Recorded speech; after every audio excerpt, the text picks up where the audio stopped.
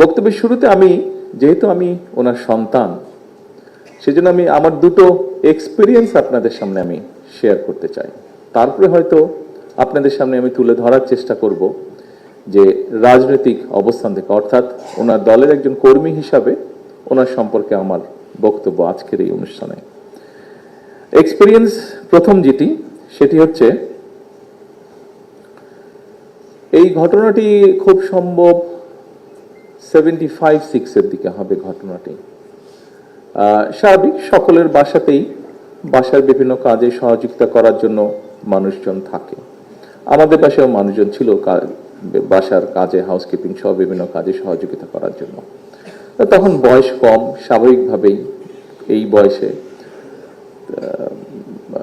12-13 বছর বয়সের একজন ছেলের সে কিরকম তখন সে মানুষে থাকতে পারে, এটা আপনার ধারণা। দুষ্ট প্রকৃতির ছেলে, যা ইচ্ছা হচ্ছে তাই করার চেষ্টা করছে, যা ইচ্ছা হচ্ছে তাই বলার চেষ্টা করছে।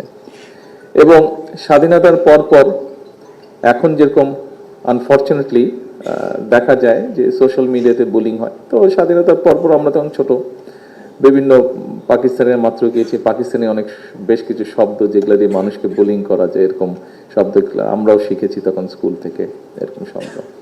তা আমি সেরকম কয়েকটি শব্দ আমাদের বাসার যে কোনো একজন সহকারী যা ছিল, যারা কাজে সহযোগিতা, তাদের উপরে আমি সেরকম একটু বুলিং করলাম। যেভাবেই হোক আব্বা জিনিসটা জানতে পেরেছেন। জানতে পারার পরে যতটুকু আমার মনে পড়ে, উনি কানটা এইভাবে ধরে টেনে আমাকে নিয়ে গেলেন। উনি যখন জানলেন ব্যাপারটা, লোকটা, ওরা যেখানে সাধারণত বসতো কাজের ফাঁকে ফাঁকে যেখানে রেস্ট করতো, ওখানে ওই লোকটা বসা ছিল। উনি কানটা টেনে ধরে আমাকে নিয়ে গেলেন, নিয়ে গিয়ে আমাকে বললেন যে ওকে সরি বলো। উনি আমাকে বাধ্য করলেন ওকে সরি বলার জন্য। যাই হোক, তখন মারের ভয়ে যেভাবেই হোক, শাসনের ভয়ে আমি তো সরি বলেছি। উপস্থিত নেতৃবৃন্দ, কর্মী ভাইরা, এই ঘটনাটি আপনারা যে শুনলেন, আপনাদের সামনে যেভাবে আমি তুলে ধরলাম ঘটনাটা, কানটা ধরার স্টাইলটা যেটা দেখালাম, নিশ্চয়ই আপনারা খুব মজা পেয়েছেন। বাট আমি মজা দেওয়ার জন্য আপনাদেরকে ঘটনাটা বলিনি। আমি ঘটনাটা আপনাদের সামনে উল্লেখ করেছি, এটি আমাদের সামাজিক বা পারিবারিক শিক্ষার একটি বিষয় আছে এখানে। আমার কাছে 17 বছর পরে দেশে ফেরার পরে আমি মহাসচিব সাহেবের সাথে, আরো কয়েকজন সিনিয়র নেতৃবৃন্দের সাথে মাঝে সাঝে কথা প্রসঙ্গে আলাপ করেছি। আমার কাছে মনে হয়েছে আমরা ছোটবেলায় যেই পারিবারিক বা সামাজিক শিক্ষাটা পেয়েছিলাম, কোথায় যেন একটা অভাব মনে হয়েছে দেশে ফিরে আসার পরে। এরকম একটা বিষয়ের মনে হয় অভাব আছে, কোথাও একটা অভাব। হয়তো আপনারা আরো ভালো বলতে পারবেন যারা আছেন আপনারা এখানে। এরপরে আমি মনে করি যে এই বিষয়টিতে বোধহয় আমাদের নজর দেওয়া উচিত। এর ভিতরেই সরকারের দায়িত্বভার গ্রহণ করার পরই আমি আমাদের তথ্য মন্ত্রণালয়ের দায়িত্বে নিয়োজিত যারা আছেন তাদের সাথে আমি বসেছিলাম। আমি তাদের সাথে কান ধরার ঘটনাটি বলিনি, তবে আমার যে এক্সপিরিয়েন্সটি সেটি আমি তাদের কাছে বলেছি যে মূল্যবোধের যে একটা ঘাটতি দেখা যাচ্ছে, এই ব্যাপারে তারা এবং শিক্ষা মন্ত্রণালয় কিভাবে কাজ করতে পারে। অর্থাৎ আমাদের সমাজের সামাজিক মূল্যবোধ, আমাদের সমাজ ব্যবস্থায় পারিবারিক যে মূল্যবোধ, একই সাথে আমাদের ধর্মীয় মূল্যবোধ, অনেকগুলো ছোট ছোট বিষয়, মুরব্বীদেরকে শ্রদ্ধা করা, অসহায়কে সহযোগিতা করা, মানুষের সাথে বিনয়ীভাবে কথা বলা, এই যে এরকম আরো যেগুলো মূল্যবোধ আছে, এই বিষয়গুলো কিভাবে আবার শিশুদের মধ্যে, আগামী ভবিষ্যৎ প্রজন্ম যারা, তাদের মধ্যে আবার কিভাবে জিনিসগুলো নিয়ে যাওয়া যায়, আবার কিভাবে তাদের মধ্যে জিনিসগুলো দেওয়া যায়, এই বিষয়ে আমি আলোচনা করেছিলাম। এই বিষয়ে আমরা চেষ্টা করছি কাজ করতে। প্রিয় উপস্থিতিবৃন্দ, সম্মানিত সকল উপস্থিতিবৃন্দ, আমার মনে হয় এটি একটি গুরুত্বপূর্ণ বিষয় আগামী দিনের জন্য আমাদের। আসুন এরপরে আমি আমার দ্বিতীয় এক্সপেরিয়েন্সটি আপনাদের সাথে শেয়ার করতে চাই।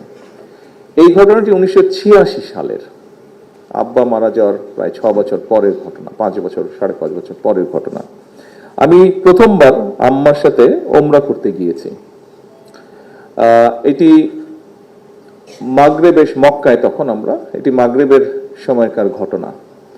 মাগরেবের পরে এশার নামাজের আগে আমরা সৌদি গভর্নমেন্টের দাওয়াতেই গিয়েছিলাম। তো তারা তখন, এখন যেরকম আপনারা নিশ্চয়ের মধ্যে অনেকে গিয়েছেন, এখন অনেক বড় বড় হোটেল ওখানে আছে, সেই সকল জায়গায় সরকারি মেহমান যারা থাকে তাদেরকে রাখে তারা। তখন খুব একটা কিছু ছিল না, তখন শুধু এখন যে হারাম শরীফটা মক্কা, মানে যে হারাম শরীফটা যত বড় তখন আরো অনেক ছোট ছিল, এবং চারিদিকে রাস্তা ছিল। তো আমাদেরকে যেখানে রেখেছিল ঠিক রাস্তার উপরে মক্কা হোটেল নামে একটা হোটেল ছিল। আপনারা অনেক আগে যারা গিয়েছেন এখানে যদি কেউ গিয়ে থাকেন মধ্যে মক্কা হোটেলের সাথে পরিচিত আছেন। মক্কা হোটেল নামে একটা হোটেল ছিল, ওখানেই তারা কম বেশি মোটামুটি ভাবে গেস্টদেরকে রাখতো, তাদেরকে গভর্নমেন্ট যাদেরকে নিয়ে যেত। তা আমাদেরকে মক্কা হোটেলে রেখেছিল। আমরা একদিনই ছিলাম ওখানে, আবার রাত্রে জেদ্দায় নিয়ে এসেছিল আমাদেরকে। এনিওয়ে, তো মাগরিবের নামাজ শেষ করে এসার জন্য যাবো, তো আমি হোটেল রুমে এসেছি একটু রিফ্রেশ হওয়ার জন্য।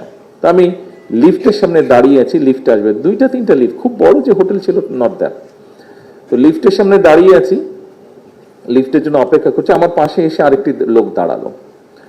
লোকটি দাঁড়ালো, তো লোকটিকে দেখেই বোঝা যাচ্ছে, ওর ড্রেস দেখেই বোঝা যাচ্ছে যে ইন্দোনেশিয়ান, মালয়েশিয়ান হলেও হতে পারে, তবে মোটামুটি ভাবে বলা যায় ইন্দোনেশিয়ান, ওরা যেরকম ক্যাপ ট্যাপ পরে ওরকম। তো লোকটি আমাকে দেখলো, আমাকে দেখে তারপরে আমাকে বলল কোন দেশ, খুব সংক্ষেপে বললো উইচ কান্ট্রি, এইভাবে বললো।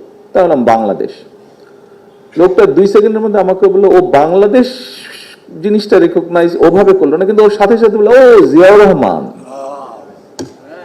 আমার নিজের সাথেই ঘটনাটাই ঘটলো। ও বললো যে ও জিয়াউর রহমান, মানে জিয়াউর রহমান বলতেই তারা বাংলাদেশ বুঝতো, যে বাংলাদেশ বলতেই মুসলমান দেশগুলো জিয়াউর রহমান বুঝতো। এটাই ছিল সন্তান হিসাবে আমার আরেকটি এক্সপিরিয়েন্স, যেখানে সন্তান হিসাবে পিতার জন্য আমি গর্ব অনুভব করেছি।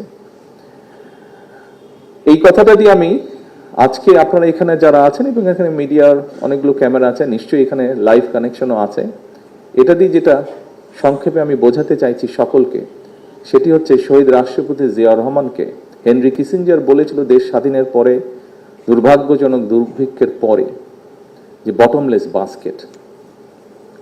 মাত্র কিছুদিনের মধ্যে শহীদ জিয়াউর রহমান কঠোর পরিশ্রমের মাধ্যমে এমন একটি পর্যায়ে নিয়ে গিয়েছিলেন বাংলাদেশকে। মহাশির সাহেব ওনার বক্তব্যে বলেছেন যে 1980-81 সালের দিকে বাংলাদেশ চাল রপ্তানি করেছিল। শহীদ রাষ্ট্রপতি জিয়াউর রহমানকে এত অল্প সময় এমন জায়গায় বিশ্ব দরবারে নিয়ে গেছিলেন যে মানুষ শহীদ জিয়া বা বাংলাদেশ বললে দুটোকে একসাথেই বুঝতো মানুষ। প্রিয় সহকর্মীবৃন্দ, সকল উপস্থিতিবৃন্দ, আমরা সেই মানুষের বা সেই মানুষটার রেখে যাওয়া আদর্শ বা দলের রাজনীতি আমরা করছি। আজকে আমাদেরকে এই বিষয়টি আমাদেরকে অনুধাবন করতে হবে। শহীদ রাষ্ট্রপতি জিয়াউর রহমান মোটামুটি ভাবে যেমন একটি ভঙ্গুর অর্থনৈতিক অবস্থা পেয়েছিলেন, যেমন একটি যুদ্ধ বিধ্বস্ত দেশের পরে যেই পরিবর্তনটা মানুষ প্রত্যাশা করেছিল সেই পরিবর্তন হয়নি। অর্থাৎ বলা যায় মোটামুটি ভাবে যুদ্ধ বিধ্বস্ত দেশের যা যা ছিল মোটামুটি ভাবে সকল কিছুই শহীদ জিয়া ইনহেরিট করেছিলেন, কিন্তু কঠোর পরিশ্রম, সততা, ডিসিপ্লিন সবকিছুর মাধ্যমে তিনি খুব অল্প সময় দেশের পরিবর্তন, অনেক পরিবর্তন সাধন করতে সক্ষম হয়েছিলেন। প্রিয় উপস্থিতিবৃন্দ, আপনারা সহ বাংলাদেশের সকল পর্যায়ে, সকল কর্নারের বিএনপির যে সকল নেতা কর্মীরা আজকের এই অনুষ্ঠানটি দেখছেন, আপনাদের সকলকে আমি বলতে চাই যে বিগত 12 তারিখের নির্বাচনের পরে আপনাদের দল সরকার গঠন করতে সক্ষম হয়েছে, বাট গত 17 বছরে কি হয়েছে তার জীবন্ত সাক্ষী কিন্তু আপনারা এখানে বলা যায় উপস্থিত প্রত্যেকটি মানুষ। কিভাবে গণতন্ত্রকে ধ্বংস করা হয়েছিল, কিভাবে দেশের অর্থনীতিকে ধ্বংস করা হয়েছে, কিভাবে দেশের শিক্ষা, স্বাস্থ্য সকল কিছুকে, বিচার ব্যবস্থা, নির্বাচনী ব্যবস্থা সকল কিছুকে ধ্বংস করা হয়েছে, তার কম বেশি জীবন্ত সাক্ষী আপনারা এখানে উপস্থিত প্রত্যেকটা মানুষ। এখানে যারা কানেক্টেড আছেন অনলাইনে প্রত্যেকটি মানুষ, রাজনৈতিক দলের সদস্য ছাড়াও কম বেশি সাধারণ মানুষ, খেটে খাওয়া মানুষ সহ প্রত্যেকটি মানুষ দেশের জীবন্ত সাক্ষী এই ব্যাপারে। বর্তমান সরকার এরকমই একটি বিধ্বস্ত অবস্থার ভেতর দিয়ে দেশের পরিচালনার দায়িত্ব পেয়েছে। প্রিয় নেতৃবৃন্দ, এখানে কয়েকজন বক্তা তাদের বক্তব্যে বলেছেন মানুষ প্রত্যাশা করে তার কাছে, যার কাছ থেকে সে কিছু পেতে পারে। একটি কথা প্রচলিত আছে যে ঢিল কোন গাছে মারে মানুষ? আম গাছে মারে, লিচু গাছে মারে, জাম গাছে মারে, যে গাছে ফল আছে, অর্থাৎ যে দিতে পারে। বাংলাদেশের মানুষের প্রত্যাশাও বাংলাদেশ জাতীয়তাবাদী দলের কাছে, যে দল শহীদ রাষ্ট্রপতি জিয়াউর রহমান গঠন করে গিয়েছিলেন, যে দলকে জনগণের ভিতরে ভিত্তি স্থাপন করেছেন দেশনেত্রী বেগম খালেদা জিয়া, সেই দলের কাছে মানুষ প্রত্যাশা করে। আজকে আপনারা যারা এই আলোচনা অনুষ্ঠানে যোগদান করেছেন, সারা দেশে কম বেশি সব জায়গায় এরকম আলোচনা অনুষ্ঠান হচ্ছে। আজকের এই অনুষ্ঠানটি আমাদের বহু নেতাকর্মী, লক্ষ লক্ষ নেতাকর্মী হয়তো রাতে, সন্ধ্যায় বা আগামীকাল অনলাইনের মাধ্যমে সব বক্তার বক্তব্যই শুনবেন। তাদের সকলের উদ্দেশ্যে আমি বলবো যে আমাদের সামনে প্রথমত একটি অত্যন্ত কঠিন সময় অপেক্ষা করছে, আমাদের সামনে একই সাথে অত্যন্ত একটি গুরুত্বপূর্ণ সময় অপেক্ষা করছে। এই সময়টিতে, এই গুরুত্বপূর্ণ এবং কঠিন সময়ে আমাদের হেসে খেলে চলে গেলে খুব বড় ক্ষতি হয়ে যাবে। ক্ষতি কার হবে? ক্ষতি আপনার হয়তো হবে না, ক্ষতিটি হবে দেশের, ক্ষতিটি হবে আপনার ভবিষ্যৎ প্রজন্মের। অর্থাৎ ভবিষ্যৎ প্রজন্ম কিন্তু আপনারই উত্তরাধিকার তারা। কাজেই আসুন, শহীদ জিয়া যেভাবে দেশকে গঠন করতে চেয়েছিলেন, শহীদ জিয়া যেভাবে দেশকে সামনে এগিয়ে নিয়ে যেতে চেয়েছিলেন, আমরা সে ধারাই চেষ্টা করছি দেশকে আজকে পরিচালনা করতে। বর্তমান সরকার একটি রাজনৈতিক সরকার, অর্থাৎ একটি রাজনৈতিক দল যার নীতি আছে, যার আদর্শ আছে, যার পরিকল্পনা বা ম্যানিফেস্টো আছে। যে পরিকল্পনা বা ম্যানিফেস্টো আমরা দেশের মানুষের সামনে তুলে ধরেছিলাম 12 তারিখের নির্বাচনের আগে, এবং দেশের মানুষ এই ম্যানিফেস্টো বা পরিকল্পনা দেখেছে, শুনেছে, বুঝেছে, এবং 12 তারিখে তারা তাদের সিদ্ধান্ত অনুযায়ী ধানের শীষে ভোট দিয়ে ধানের শীষকে সেই দায়িত্ব দিয়েছে সেই পরিকল্পনা বাস্তবায়ন করার জন্য। প্রিয় সহকর্মীবৃন্দ, এই পরিকল্পনা যদি, যেহেতু 12 তারিখ পর্যন্ত এই পরিকল্পনাটি ছিল বিএনপি বা বাংলাদেশ জাতীয়তাবাদী দলের পরিকল্পনা, 12 তারিখ পর্যন্ত এই ম্যানিফেস্টোটি ছিল বিএনপি বা বাংলাদেশ জাতীয়তাবাদী দলের ম্যানিফেস্টো। কিন্তু 13 তারিখ সকাল থেকে বাংলাদেশের মানুষের রায় যখন আমরা জানতে পারলাম, যখন 151 পার হয়ে গেল, তখন বোঝা গেল বাংলাদেশের মানুষ 2/3 মেজরিটি দিয়েছে এই পরিকল্পনার পক্ষে, এই ম্যানিফেস্টোর পক্ষে। অর্থাৎ এই ম্যানিফেস্টোটি বা এই পরিকল্পনাটি এখন শুধুমাত্র আর বাংলাদেশ জাতীয়তাবাদী দলের নয়, বরং এই ম্যানিফেস্টোটি বা এই পরিকল্পনাটি হচ্ছে যে মানুষ যারা এটির পক্ষে রায় দিয়েছে, 52% মানুষ যারা ভোটে অংশগ্রহণ করেছিল, তার মধ্যে 52% মানুষ, তাদের এটি ম্যানিফেস্টো, তাদের এটি পরিকল্পনা।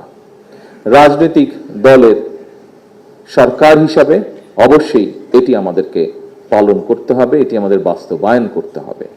এই পরিকল্পনাগুলোর মধ্যে আমরা শহীদ জিয়ার খাল খনন কর্মসূচির কথা শুনেছি, আমাদের পরিকল্পনা বা ম্যানিফেস্টোর মধ্যে এই পরিকল্পনার কথা আছে। আমরা এখানে শহীদ জিয়ার বিষয়ে আলোচনা করতে গিয়ে আমরা শুনেছি কিভাবে শহীদ জিয়া শিক্ষার প্রসার ঘটিয়েছিলেন, শিক্ষার আলো পৌঁছে দিতে চেয়েছিলেন, শিক্ষিত করতে চেয়েছিলেন জাতিকে। ঠিক তারই রিফ্লেকশন, শিক্ষা সংক্রান্ত বিষয় তারই রিফ্লেকশন আমাদের এই ম্যানিফেস্টোর মধ্যে আছে। এখানে বক্তারা আলোচনা করেছেন কিভাবে গার্মেন্ট শিল্পের, যে গার্মেন্ট শিল্পকে নিয়ে আমরা গর্ববোধ করি, যে গার্মেন্ট শিল্প আমাদের অন্যতম বৈদেশিক মুদ্রা অর্জনে সাহায্য করছে, সেই গার্মেন্ট শিল্প কিভাবে ভিত্তিপ্রস্তর স্থাপিত হয়েছিল শহীদ জিয়ার সময়। ঠিক একইভাবে, অর্থাৎ শিল্পের বিপ্লব, আমরা ঠিক একইভাবে তার রিফ্লেকশন রেখেছি আমাদের এই ম্যানিফেস্টোর মধ্যে। অর্থাৎ আমাদের দেশে কিভাবে শিল্পের প্রসার আবার ঘটানো যায়, কিভাবে কর্মসংস্থানের ব্যবস্থা করা যায়, কিভাবে আমরা আমাদের অর্থনৈতিক ভিত্তিকে গড়ে তুলতে পারি। যেমন বন্ধ কলকারখানাগুলো চালু করার সহ যে পরিকল্পনা আমরা নিয়েছি, ঠিক একইভাবে আমরা পরিকল্পনা নিয়েছি কিভাবে নতুন নতুন ডাইভার্সিফিকেশন কি কি ইন্ডাস্ট্রি এই দেশে আমরা গড়ে তুলতে পারি, সেই পরিকল্পনাগুলোকে আমরা আমাদের ম্যানিফেস্টোর মধ্যে রেখেছি। প্রিয় সহকর্মীবৃন্দ, শহীদ রাষ্ট্রপতি জিয়াউর রহমান, এখানে আমরা শুনেছি ডক্টর জাহিদের বক্তব্যে যে নারী বিষয়ক যে মন্ত্রণালয়, সেই মন্ত্রণালয় এবং সেই মন্ত্রণালয়ের উৎপত্তি কিভাবে হয়েছিল সেটি শহীদ রাষ্ট্রপতি জিয়াউর রহমান এবং বেগম খালেদা জিয়া কিভাবে জিনিসটিকে তুলে এনেছিলেন সেটি আমরা দেখেছি। আমরা নারীদেরকে এম্পাওয়ার করার জন্য আমাদের ম্যানিফেস্টোর মধ্যে আমরা ফ্যামিলি কার্ডের বিষয়ে একটি বিষয় রেখেছি, ফ্যামিলি কার্ড বিষয়ক একটি বিষয় আমরা রেখেছি। অর্থাৎ শহীদ রাষ্ট্রপতি জিয়াউর রহমান যেভাবে ধীরে ধীরে প্রত্যেকটি সেক্টরকে সামনে এগিয়ে নিয়ে দেশকে স্বাবলম্বী করতে চেয়েছিলেন, আমাদের যে ম্যানিফেস্টোর পক্ষে 12 তারিখের নির্বাচনে বাংলাদেশের মানুষ রায় দিয়েছে, সেই ম্যানিফেস্টোর মধ্যে শহীদ জিয়ার প্রত্যেকটি পথ নির্দেশিকা আমরা গ্রহণ করেছি। প্রিয় সহকর্মীবৃন্দ, তাহলে এখন কি দাঁড়াচ্ছে? সরকারের কাজ করবে, কিন্তু আপনিও কিন্তু সেই দলেরই একজন, যে দলের সরকার সেই দলের একজন আপনি কিন্তু কর্মী। আজকে সেই দলের কর্মী। সরকার তখনই সফল হতে পারবে যখন এই দলের কর্মী হিসেবে আপনি সরকারের প্রত্যেকটি সঠিক কার্যক্রমকে আপনি সহযোগিতা করতে থাকবেন,